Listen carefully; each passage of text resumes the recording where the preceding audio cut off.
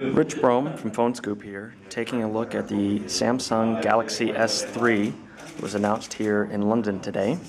Here we have it next to last year's Galaxy S2 and the Galaxy Nexus, also from Samsung. As you can see, it's a pretty similar size, but they managed to make the screen a little bit larger.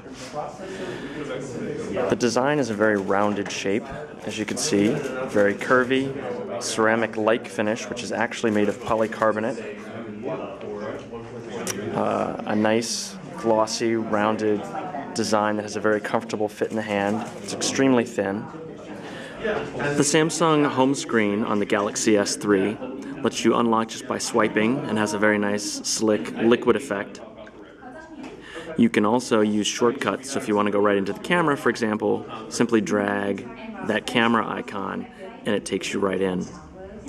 Going through the interface, you can see that we have a standard set of widgets with a little 3D effect going between them.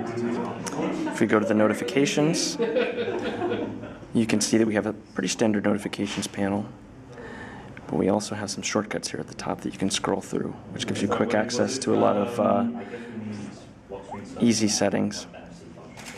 As you can see, it does in fact have a menu key, which is very handy, something a lot of people want to see on their Android 4 device, and that's extremely handy. As you can see, the capacitive keys light up only when you need them and disappear immediately after you've touched one of them. It's pretty easy to remember where they are, though. You don't really need the lights, even though they go away quickly. You can go in and see the standard Android 4.0 app menu. As you can see, as I scroll over, it stays in my app menu even as I scroll over, unlike stock Android. If I want to switch to widgets, I have to hit the widget tab, and then I get all my widgets. Other than that, it's pretty standard for Android. You can do a few things with the home button. If you double tap it, you'll get a voice control interface, much like Siri on the iPhone. You can also press and hold the home button and get your task manager. You'll notice that there's no multitasking key on this phone, unlike some other Android 4.0 phones.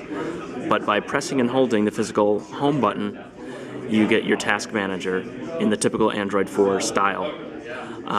This lets you switch between your recent applications, do multitasking.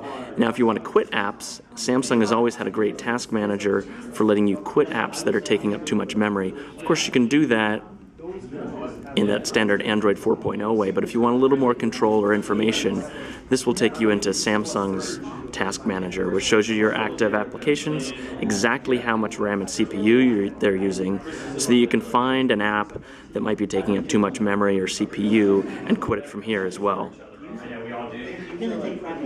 One of the neat things you can do is while you're playing a video, you can put it in a little floating window and then do other things. So there's my video playing in a little floating window while I go into some other app, maybe consult with my photos.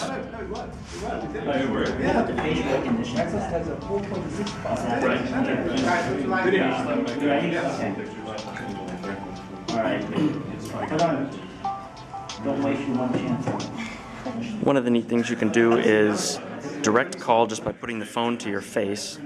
So here we are, we're in a message with somebody. Let's say I decide I want to call this person.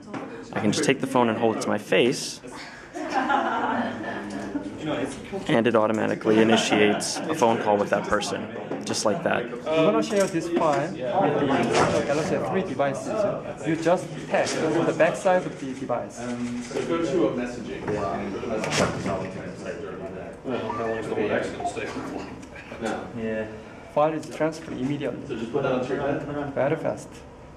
Okay, so if you get Got it? The camera has some pretty impressive extensive features.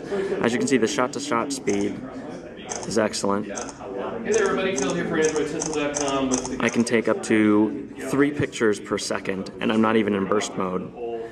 In burst mode, you can take pictures even faster. Of course, it has touch to focus. Burst shot mode,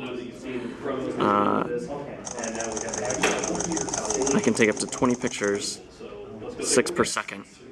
That's pretty impressive. If I switch to video mode, I can start recording 1080p video, and then as I'm recording that 1080p video, I can take 6 megapixel pictures as well, which is a feature that HTC has as well.